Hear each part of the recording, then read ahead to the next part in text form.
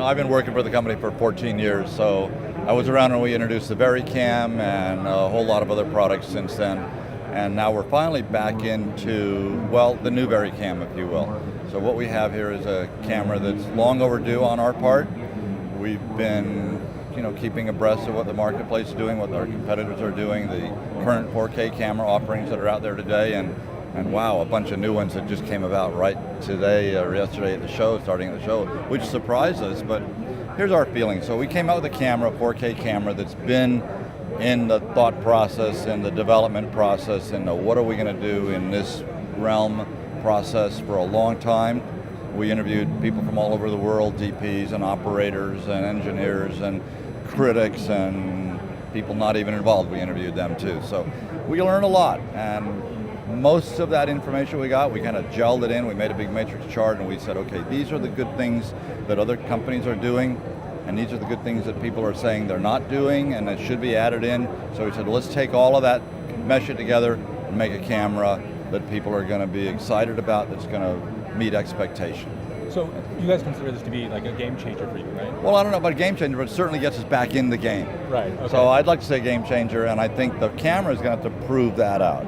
And I think the camera will prove that out. The thing is that as a shooter myself, I mean, we've been sitting here and waiting for a new Varicam to come out, and I think the point I'd make is that I think it's been worth the wait. Okay, Panasonic has learned a lot from what has been happening with other 4K cameras, and Panasonic has spent the last few years developing VC Ultra, the family of codecs. It's really the engine that is driving all of this, and so it's Ultra that makes these new Varicams possible. All right, so now we've got two new Varicams. We've got the Varicam 35, which is the 4K Varicam, which everybody's really excited about, and then we also have the Varicam HS, which is the high-speed Varicam, which goes to 240 frames per second. And all of that's possible because of Ultra. And then the cool thing is that both those cameras basically are modular. So each is a separate head that then connects to the recorder. So it gives us a whole lot of flexibility in a very powerful set of two new cameras. So with all these cool new features, what you as a shooter gets you the most excited? 4K Varicam, that's it. 4K.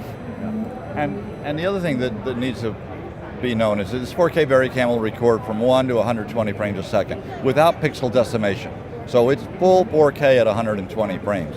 That gets you a 5 times slowdown down to back to 24.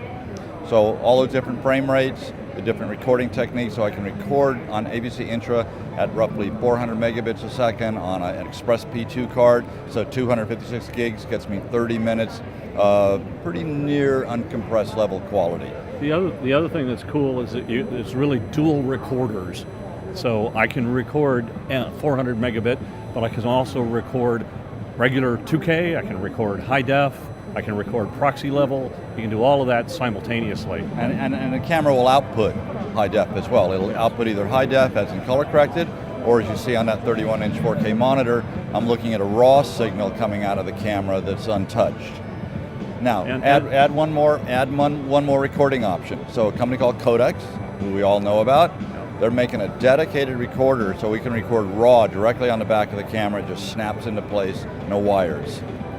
And those two screens behind you are showing the raw and color corrected footage? That's correct. That is correct. Yeah. So and the color correction is happening right in the camera.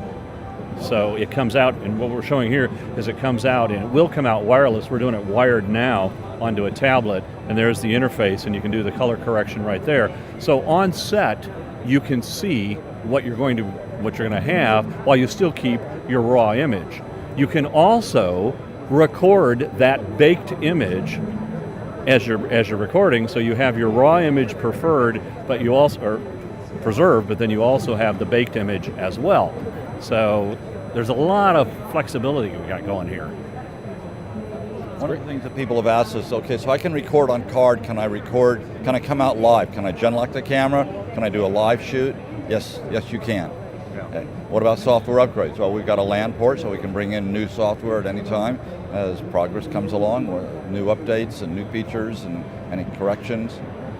Will Panasonic allow third-party updates to the camera? That's a good question. I hope so. I hope Me so. too. I think it's the way the world is today. We all expect it. I just got to convince a couple guys like him that that's a good thing, and I think they're convinced. Just any manufacturer is a little concerned about somebody tapping into their baby, and is that going to be harmful in any way? Obviously, if we were to get that upgrade and we were to approve that upgrade and then make it say yes, Panasonic approved, go ahead and install it in, sure. The other thing that's interesting, again, as a shooter, is Panasonic has given me another option in that the recording module on the Varicam HS now will record into ProRes. So that's a new development from the Panasonic field. That's a game changer in itself. We normally would never let anybody else's compression engine sit inside of our gear, but it's obvious that ProRes is ubiquitous and extremely well accepted around the world for a lot of different applications. So we've incorporated ProRes into these cameras. Thank you so much for the interview, guys. All right, guys, thank you. Thank you.